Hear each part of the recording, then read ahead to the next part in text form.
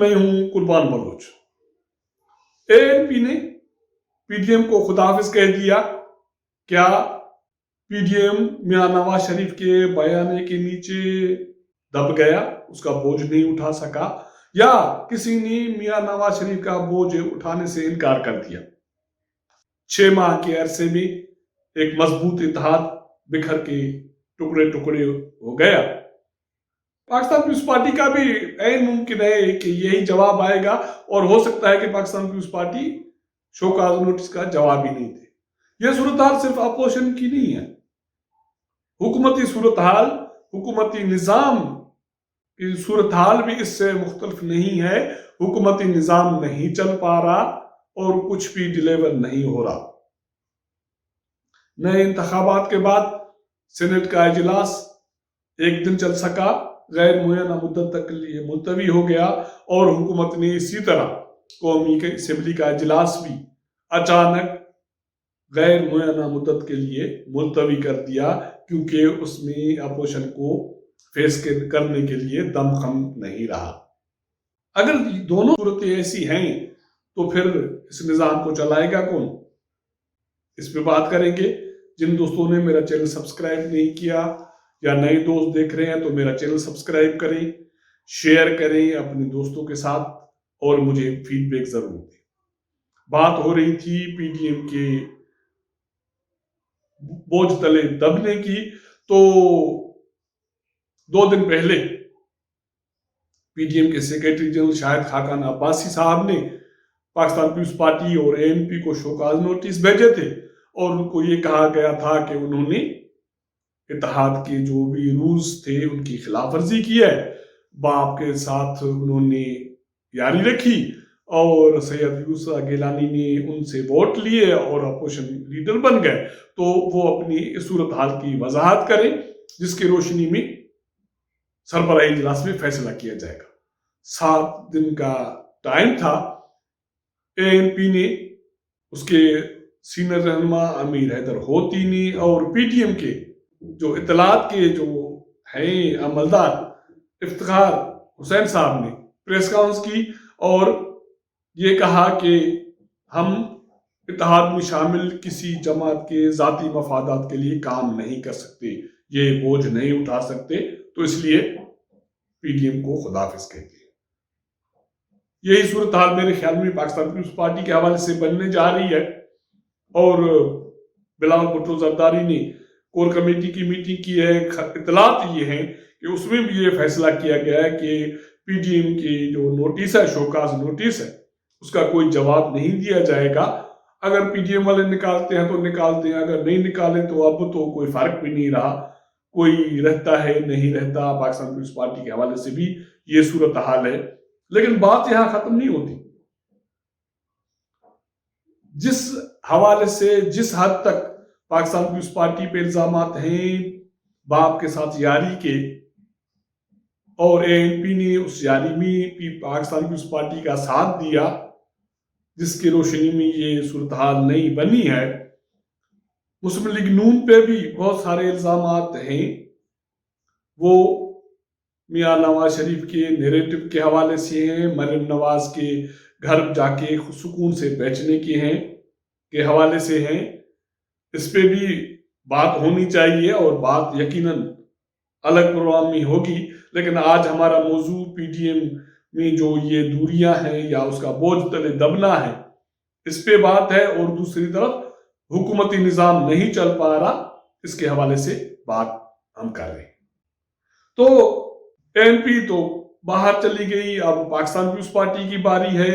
کہا یہ جا رہا ہے کہ PDM میاں نواز شریف کا جو بیانیہ تھا وہ اس کا بوجھ نہیں اٹھا سکا اور اس کے تلے دب گیا، یا دوسرا الزام یہ ہے، کہا یہ جا رہا ہے کہ اس میں شامل کافی جماعتوں نے کہا کہ میاں نواز شریف کا جو بیانیہ ہے وہ سب کے لیے نہیں ہے، وہ صرف اپنا الو سیدھا کرنے جا رہے ہیں، تو ہم اس میں ساتھ نہیں دیں گے، اور یہ وجہ بنی کہ PDM 6 ماہ کے اندر اپنے بوجھ تلے دب گئی۔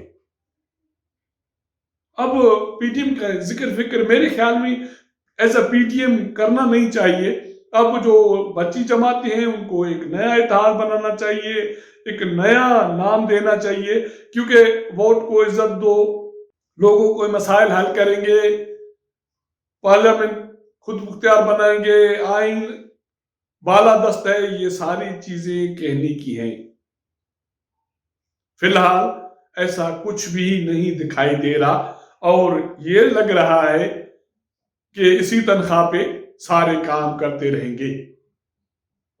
حالانکہ اپوزیشن کے لیے موجودہ حالات میں صورتحال بہت اچھی تھی، ان کے لیے فیوربل تھی، وہ اس حوالے سے کہ حکومتی نظام کام نہیں کر رہا۔ لیکن عمران خان کی قسمت اچھی ہے یا فرشتوں کا یہ کمال ہے کہ پی ڈی ایم اس میں شامل اتحادی جماعتیں اپنے آپ اپنے طور پہ بکھر گئی۔ صورتحال شروع ہوئی سینٹ میں اپوزیشن لیڈر کے انتخابات سے، سید یوسف گیلانی کے انتخابات سے، لیکن اب سب نے، وہ پاکستان پیپلز پارٹی ہو، وہ جو 5 جماعتیں ہیں جو اپنے آپ کو آزاد کہتے ہیں، ان سب نے اس شخص کو چیئرمین تسلیم کر لیا جن کے خلاف انہوں نے انتخابات لڑے تھے۔ گیلانی صاحب بھی صادق سنجرانی صاحب سے ملاقات کرتے ہیں، اور اعظم نذیر تارڑ کی سربراہی میں باقی جو آزاد گروپ کی جماعتیں ہیں انہوں نے بھی صادق سنجرانی سے ملاقات کی ہے، تعاون کی باتیں ہوئی ہیں، لیکن صرف یہ بات ہوئی ہے کہ ہم آزاد گروپ کام کریں گے۔ تو اس سے تو واضح ہو جاتا ہے کہ سارے اسی تنخواہ پہ کام کرنے کے لیے تیار ہو گئے اور معاملات ٹھیک ہو گئے۔ لیکن یہ اس وقت ہوا جب حکومتی نظام کام نہیں کر رہا۔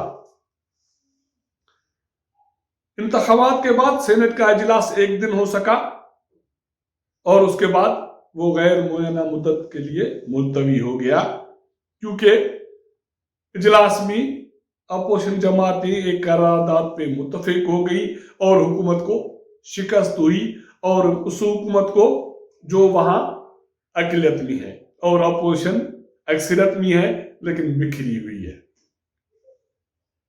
قومی اسمبلی کے اجلاس کے حوالے سے بھی صورتحال مختلف نہیں ہے۔ ایوان کا اجلاس جمعے تک چلنا تھا، لیکن صورتحال جو قومی اسمبلی میں بنی وہ اس حوالے سے بنی کہ ایک خاتون نے کچھ عرصہ پہلے نیب چیئرمین کے خلاف ایک وزیر اعظم شکایتی پورٹل میں شکایت بھیجی، کچھ ویڈیوز بھیجی کہ نیب چیئرمین اس کو اور اس کے خاندان کو ہراساں کر رہے ہیں۔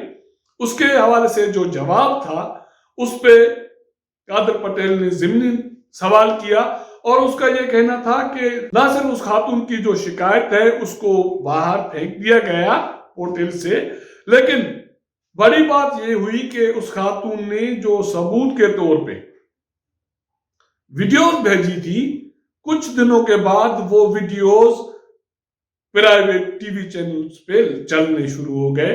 اب بات یہ ہے کہ وزیر اعظم پورٹل سے وہ ویڈیوز پرائیویٹ چینلز کو کس نے دیے۔